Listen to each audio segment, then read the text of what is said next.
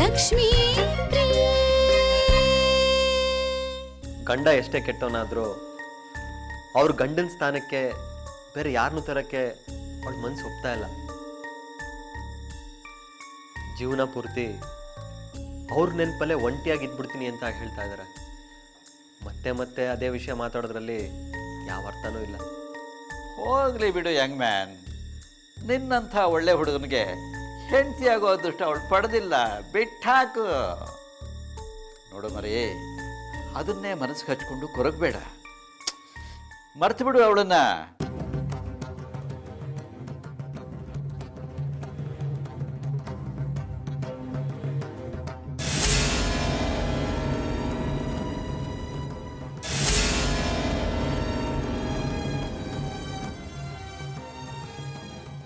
ಸಾಧ್ಯವಾದರೆ ಅವಳನ್ನು ನಿನ್ನ ಮನಸ್ಸಿನಿಂದನೇ ಕಿತ್ತು ಬಿಸಾಕೋ ಅಷ್ಟೇ. ರುದ್ರಪ್ಪನವ್ರೆ, ಏನು ಹೇಳ್ತಾ ಇದ್ದೀರಾ? ಯಾಕೆ ಆ ಹುಡುಗಿನ ನಿನ್ನ ಮನಸ್ಸಿನಿಂದ ತೆಗಿಯೋಕ್ಕಾಗಲ್ವಾ?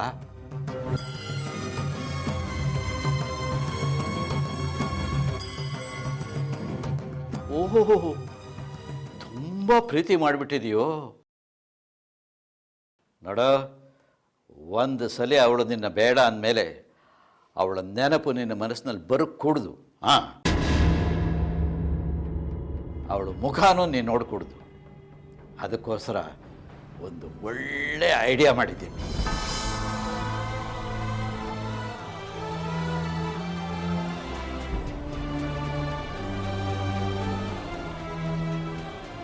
ಅವಳನ್ನ ದೂರದಲ್ಲಿರೋ ಯಾವ್ದಾದ್ರು ಒಂದು ಅನಾಥಾಶ್ರಮಕ್ಕೆ ಸೇರಿಸಿದ್ರೆ ಹೇಗೆ?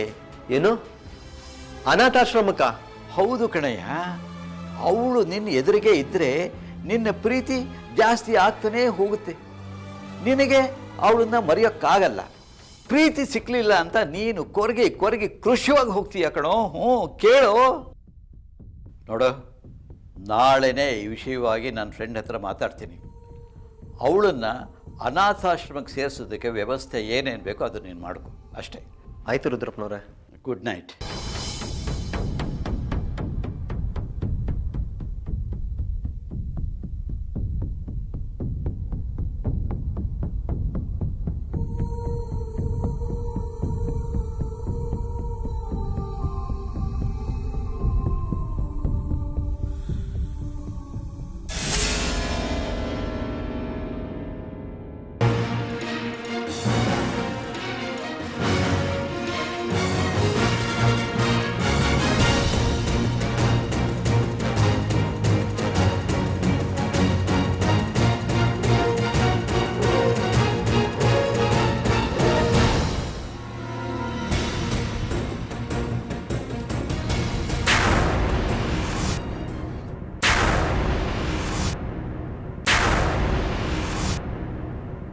ಏನು, ಅನಾಥಾಶ್ರಮಕ್ಕ? ಹೌದು ಲಕ್ಷ್ಮಿ. ವಿಕ್ರಮ್ ಅವ್ರಿಗೆ ನನ್ನ ಮೇಲೆ ಕೋಪ ಬಂದಿದೆ ಅಂತ ಆಯ್ತು. ಅಂತ ತಪ್ಪು ನೀನೇನು ಮಾಡಿದ್ಯಾ ಲಕ್ಷ್ಮಿ? ನೀನೇನು ಅವ್ರ ಹತ್ರ ಕೋಪ ಬರೋ ಥರ ನಡ್ಕೊಂಡಿಲ್ವಲ್ಲ? ಅವ್ರ್ಯಾಕೆ ನಿನ್ನ ಮೇಲೆ ಕೋಪ ಮಾಡ್ಕೋಬೇಕು? ಅವ್ರು ನನ್ನನ್ನು ಮದುವೆ ಮಾಡ್ಕೋತೀನಿ ಅಂತ ಹೇಳಿದಾಗ ನಾನು ಯಾವ ಉತ್ತರನೂ ಕೊಡ್ಲಿಲ್ವಲ್ಲ ಅಕ್ಕ. ಅದಕ್ಕೆ ವಿಕ್ರಮು ನನ್ನವರು ನಿಜ. ನಾನು ಅವ್ರನ್ನ ಪ್ರಾಣಕ್ಕಿಂತ ಹೆಚ್ಚಾಗಿ ಪ್ರೀತಿಸ್ತಾ ಇದ್ದೀನಿ, ಅದು ನಿಜ. ಅವ್ರು ನನ್ನನ್ನು ಮದುವೆ ಆಗ್ತೀನಿ ಅಂತ ಹೇಳಿದ ತಕ್ಷಣ ಒಂದು ಕ್ಷಣ ನನಗೆ ಸಂತೋಷ ಆಗಿದ್ದು ನಿಜ. ಆದ್ರೆ ಮರುಕ್ಷಣ ನಾನೇನಾದ್ರೂ ಹೂ ಅಂದ್ರೆ ತಪ್ಪು ನಡೆದು ಹೋಗುತ್ತೆ ಅನ್ನೋ ಭಯ. ಭಯನ? ಲಕ್ಷ್ಮಿ, ವಿಕ್ರಮ್ ಅಪ್ಪನ ಮೇಲೆ ಅನುಮಾನ ಪಡ್ತಾ ಇದೆಯಾ? ಅವ್ರ ಮೇಲೆ ನನ್ಗೆ ಅನುಮಾನ ಅಲ್ಲಕ್ಕ. ಆದ್ರೆ ಈಗಾಗ್ಲೇ ನಾನು ಅವ್ರನ್ನ ಮದುವೆ ಆಗಿದ್ದೀನಿ. ಇನ್ನೊಂದ್ಸತಿ ಮದುವೆ ಅಂದ್ರೆ ತಮಾಷೆ ಅನ್ಸಲ್ವಾ? ಈಗ ಅವ್ರಿರೋ ಪರಿಸ್ಥಿತಿಲಿ ನಾನು ಅವ್ರನ್ನ ಮದುವೆ ಆಗಕ್ಕಾಗಲ್ಲ ಅಕ್ಕ. ಯಾಕಂದ್ರೆ ಈಗ ಅವರು ಆ ಮಯೂರಿ ಗಂಡ. ನಿನ್ಗೇನು ಹುಚ್ಕಿಚ್ಚಿ ಹಿಡ್ದಿದ್ಯಾ? ವಿಕ್ರಮ್ ಅಪ್ಪವರು ನಿನ್ ಗಂಡ. ಅವಳು ನಿನಗ್ ಮೋಸ ಮಾಡಿ ಅವ್ರನ್ನ ಮದುವೆ ಆಗಿದ್ದಾಳೆ. ನಾನ್ ಹಾಗೆ ಮಾಡಿದ್ರೆ ನಾನು ಮೋಸ ಮಾಡ್ದ ಹಾಗಾಗಲ್ವಾ? ಆಗ ನನಗೂ ಆ ಮಯೂರಿಗೂ ಏನ್ ವ್ಯತ್ಯಾಸ? ವ್ಯತ್ಯಾಸ ಇರುತ್ತೆ. ಅವಳು ನಿನ್ನಿಂದ ನಿನ್ನ ಗಂಡನ ದೂರ ಮಾಡಿ ನಿನ್ನ ದ್ರೋಹ ಮಾಡಿ ಮದುವೆ ಆಗಿದ್ದಾಳೆ. ಆದ್ರೆ ನೀನು ಅವಳು ಮಾಡಿರೋ ಅನ್ಯಾಯ ದ್ರೋಹನ ಸರಿ ಮಾಡಿ ನಿನ್ನ ಗಂಡನ ಮತ್ತೆ ನೀನು ವಾಪಸ್ ಪಡ್ಕೋತಾ ಇದೀಯಾ. ಅವಳು ಮೋಸ ದ್ರೋಹ ಅನ್ಯಾಯ ಏನೇ ಮಾಡಿರ್ಲಿ, ಆದ್ರೆ ಅವರು ಅವಳ ಗಂಡನೇ. ಯಾಕೆಂದ್ರೆ ಅವರು ಮಯೂರಿ ಕುತ್ತಿಗೆಗೆ ತಾಳಿ ಕಟ್ಟಿದ್ದಾರೆ. ಆ ಸತ್ಯ ಅವ್ರಿಗೂ ಗೊತ್ತು. ಎಷ್ಟೇ ಆದ್ರೂ ಅವಳು ಮೊದಲನೇ ಹೆಂಡತಿ ಆಗ್ತಾಳೆ, ನಾನು ಎರಡನೇ ಹೆಂಡತಿ ಆಗ್ತೀನಿ. ಲಕ್ಷ್ಮಿ, ನಿನ್ ಮಾತೇ ನನ್ಗೆ ಅರ್ಥ ಆಗ್ತಿಲ್ಲ. ನಿನ್ಗೆ ವಿಕ್ರಮಪ್ಪನ ಮೇಲೆ ಕೋಪನಾ? ಪಾಪ ಲಕ್ಷ್ಮಿ ಅವ್ರಿಗೆ ಮದ್ವೆ ಆಗಿದ್ದು ಅವ್ರಿಗೆ ಯಾವ್ದು ನೆನಪು ಇಲ್ದಿದಾಗ. ಅದನ್ನೇಕ ನಾನು ಹೇಳ್ತಾ ಇರೋದು. ನನಗೆ ನನ್ನ ವಿಕ್ರಮ್ ಬೇಕು. ನನ್ನನ್ನ ಪ್ರಾಣಕ್ಕಿಂತ ಹೆಚ್ಚಾಗಿ ಪ್ರೀತಿ ಮಾಡ್ತಿದ್ದ ವಿಕ್ರಮ್ ಬೇಕು. ನನಗೋಸ್ಕರ, ನನ್ನ ಪ್ರೀತಿಗೋಸ್ಕರ ಅವ್ರ ತಾಯಿನ ಎದುರು ಹಾಕೊಂಡು ನನ್ನನ್ನು ಪ್ರೀತಿ ಮಾಡಿದ್ರಲ್ಲ, ನನ್ನ ಮದುವೆ ಆದ್ರಲ್ಲ, ಆ ವಿಕ್ರಮ್ ಬೇಕು. ನಾವು ಬಡವರು ಅಂತ ಗೊತ್ತಿತ್ತು, ಇಡೀ ಮದುವೆ ಖರ್ಚನ್ನೆಲ್ಲ ಅವರೇ ಹಾಕೊಂಡು ಆ ಮನೆಗೆ ಸೊಸೆಯಾಗಿ ಸಂತೋಷವಾಗಿ ಕರ್ಕೊಂಡು ಹೋದ್ರಲ್ಲ, ಆ ವಿಕ್ರಮ್ ನನಗ್ ಬೇಕು.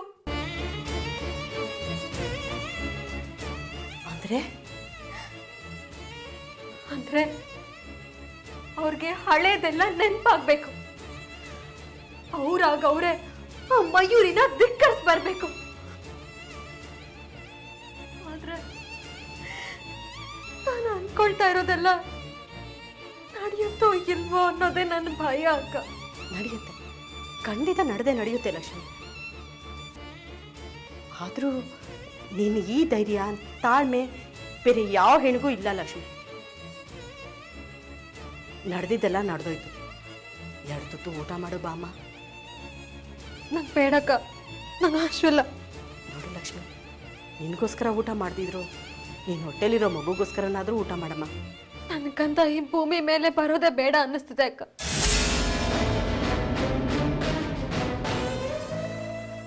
ನನ್ನ ನೋವು ದುಃಖ ಎಲ್ಲ ನನ್ನ ಜೊತೆನೆ ಮುಗ್ದು ಹೋಗ್ಲಿ. ಏನು ಅರಿಯದ್ ಕಂದ ಪಾಪ, ಅದಕ್ಕೆ ಯಾಕೆ ಈ ಕಷ್ಟಗಳೆಲ್ಲ? ಲಕ್ಷ್ಮಿ, ಹೌದಕ್ಕ, ಹುಟ್ಟೋ ಮಗು ಒಂದ್ ವೇಳೆ ಗಂಡ ಆದ್ರೆ ಹೇಗೋ ಬದುಕೊಳ್ಳುತ್ತೆ.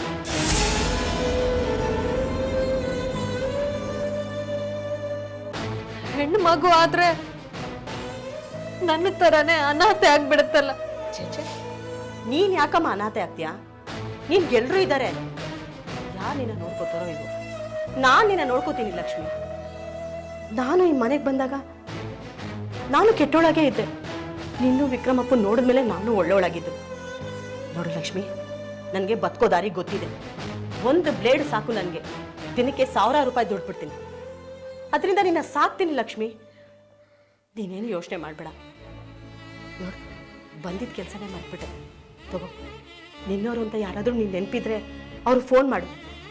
ತಗೋ ಲಕ್ಷ್ಮಿ. ನನ್ಗೆ ಯಾರ ನಂಬರು ನೆನಪೇ ಆಗ್ತಿಲ್ಲ ಅಕ್ಕ. ಅವತ್ತು ನೀನು ಮೈದುನ ಬಂದಿದ್ನಲ್ಲ, ಅವನ ನಂಬರು ಇಲ್ಲ, ನಿನ್ನ ಸ್ನೇಹಿತೆ ಪ್ರಿಯಾ ಅಂತ ಹೇಳ್ತಿದ್ದಲ್ಲ, ಅವಳ ನಂಬರ್ಗಾದ್ರೂ ಮಾಡು ಲಕ್ಷ್ಮಿ.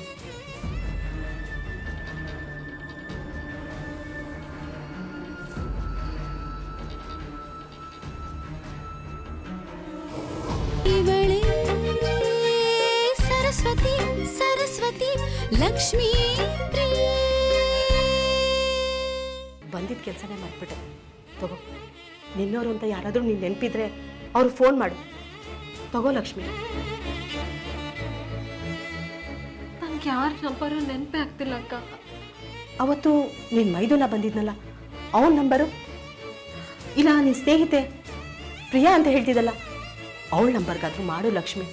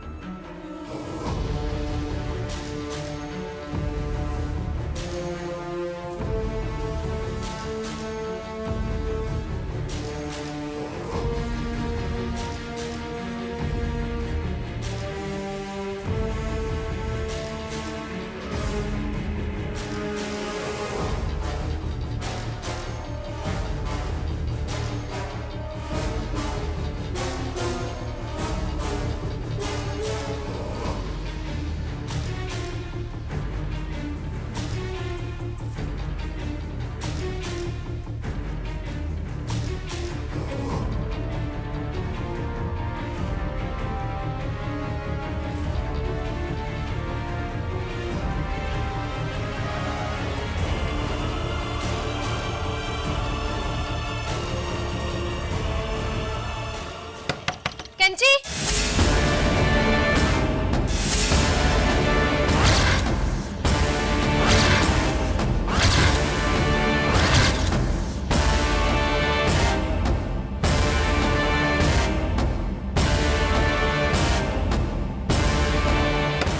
ಕೆಂಚಿ ತೆಗಿ ಬಾಗ್ಲು.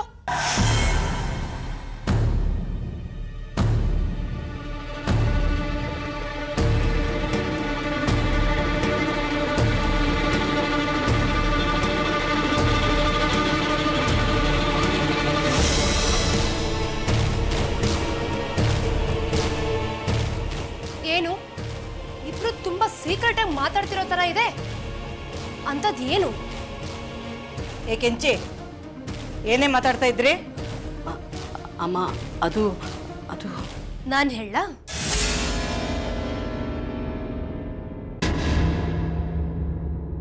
ನೀನ್ ನೋಡಿದ ತಕ್ಷಣ ವಿಕ್ರಮ್ ಅವರು ತುಂಬಾ ಕೋಪ ಮಾಡ್ಕೊಂಡ್ರಲ್ವಾ, ಅದಕ್ಕೆ ಬೇಜಾರಾಗಿದೆ ಅಲ್ಲ?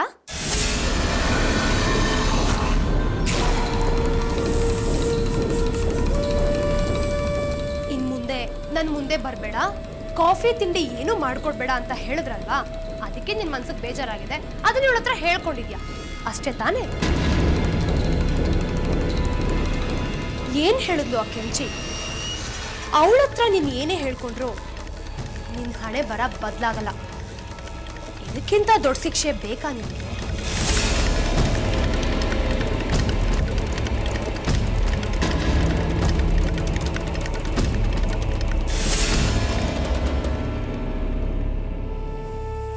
ನೀನೇನು ಲೆಕ್ಕಾಚಾರ ಹಾಕೊಂಡಿದ್ದೆ, ಪಾಪ ಅದೇನೋ ಆಗೋಯ್ತು ಅಲ್ಲ.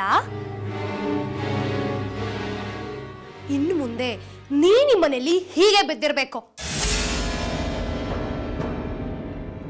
ಇದು ಹೀಗೆ ಮುಂದುವರಿಯುತ್ತೆ. ಅದನ್ನ ನೋಡ್ತಾ ನೋಡ್ತಾ ನೀನು ನರಳಿ ಕೊರಗಿ ಕೊರಗಿ ಸಾಯಕ್ಕೂ ಆಗದೆ ಬದುಕೋಕ್ಕೂ ಆಗದೆ ಮಯೂರಿ ಅಂತ ನನ್ನ ಕಾಲಕ್ಕೆ ಬಿದ್ದು ವಿಕ್ರಮ್ ನನಗೆ ಬೇಡವೇ ಬೇಡ ಅಂತ ಈ ಮನೆಯಿಂದ ಓಡೋಗೋ ಅಂತ ಕಾಲ ಹತ್ರನೇ ಇದೆ. ಅಲ್ಲ ಮಯೂರಿ, ಇವಳ ಕತೆ ಹಾಗಿರ್ಲಿ, ಇವಳ ಹೊಟ್ಟೆಲಿ ಮಗು ಬೇರೆ ಬೆಳೀತಾ ಇದೆಯಲ್ಲ. ಮಮ್ಮಿ, ನೀವ್ಯಾಕೆ ಟೆನ್ಷನ್ ಮಾಡ್ಕೋತೀರಾ?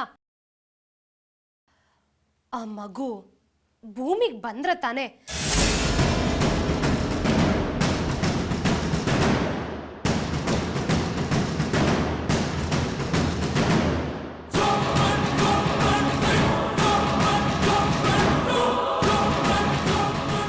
ಇವಳ ಕಷ್ಟಗಳನ್ನೆಲ್ಲ ನೋಡಕ್ಕಾಗದೆ ಅದು ಹೊಟ್ಟೆಲ್ಲೇ ಸತ್ತೋಗುತ್ತೆ. ಮಯೂರಿ,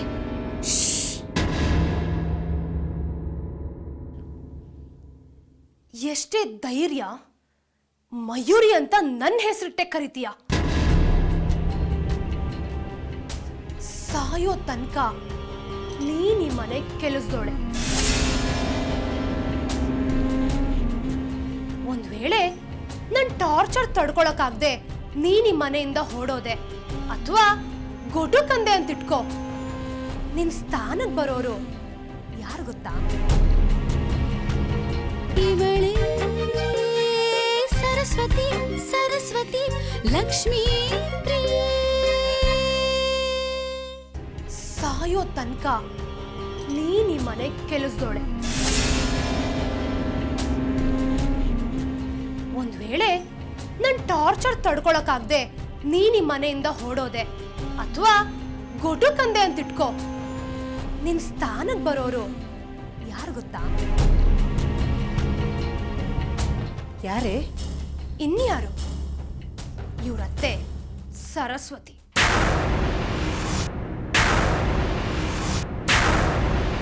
ಇದೇ ರೀತಿ ಆ ಸರಸ್ವತಿ ನರಳಿ ನರಳಿ ಚಿತ್ರಹಿಂಸೆನ ಅನುಭವಿಸ್ತಾ ಕೊರಗಿ ಸಾಯ್ಬೇಕು. ಹಾಗೆ ಮಾಡ್ತೀನಿ. ಇದರಿಂದ ನಿಮಗೂ ಸಂತೋಷ ಆಗುತ್ತೆ, ಸತ್ತು ಸ್ವರ್ಗದಲ್ಲಿರೋ ನಮ್ಮ ತಂದೆ ಆತ್ಮಕ್ಕೆ ಶಾಂತಿ ಸಿಗ್ದಂಗೂ ಆಗುತ್ತೆ, ನನ್ನ ಬಯಕೆನೂ ಈಡೇರಿದಂಗಾಗುತ್ತೆ.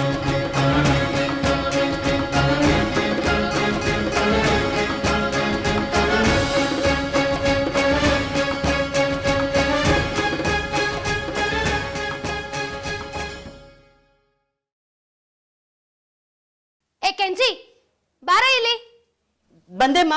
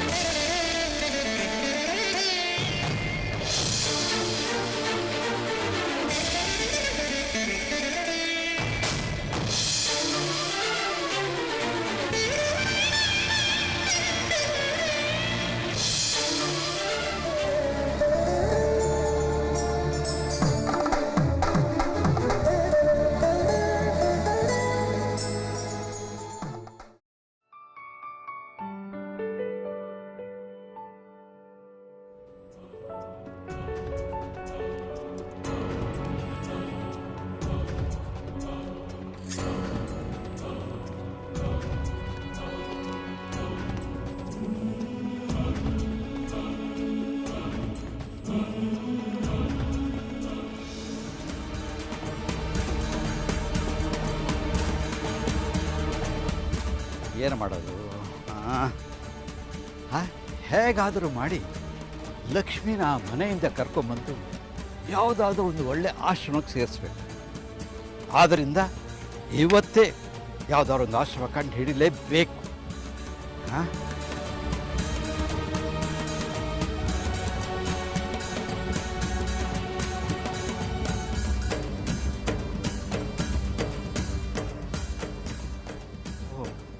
ಮೊಬೈಲ್ ಚಾರ್ಜ್ ಹಾಕ್ಬಿಟ್ಟಿದ್ನಲ್ಲ, ಏನು ಮಾಡೋದು?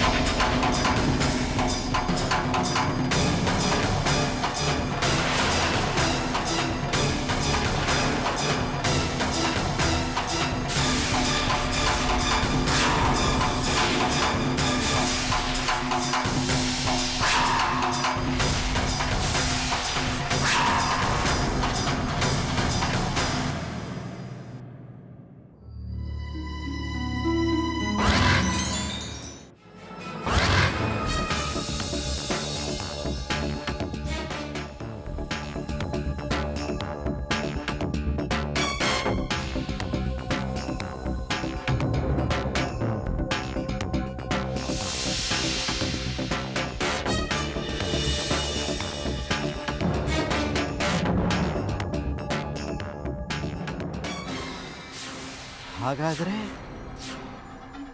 ವಿಕ್ರಮ್ ಹಿಂದೆ ಏನೋ ದೊಡ್ಡ ರಹಸ್ಯ ಇದೆ ಅಂತ ಅರ್ಥ ಆಗುತ್ತೆ. ಇದನ್ನ ಅವನ ಹೆಂಡತಿ ಕೈವಾಡ ಅಂತ ಅನ್ಕೋಬೋದಾ? ಇರಬಹುದು. ಇದರ ರಹಸ್ಯನ ಕಂಡು ಹಿಡಿಲೇಬೇಕು. ಏನು ಮಾಡೋದು?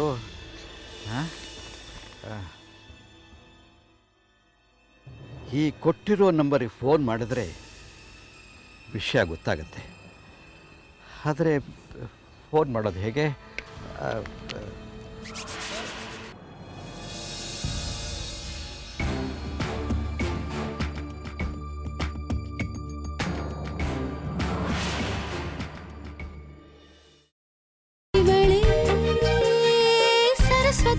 ಸರಸ್ವತಿ ಲಕ್ಷ್ಮೀ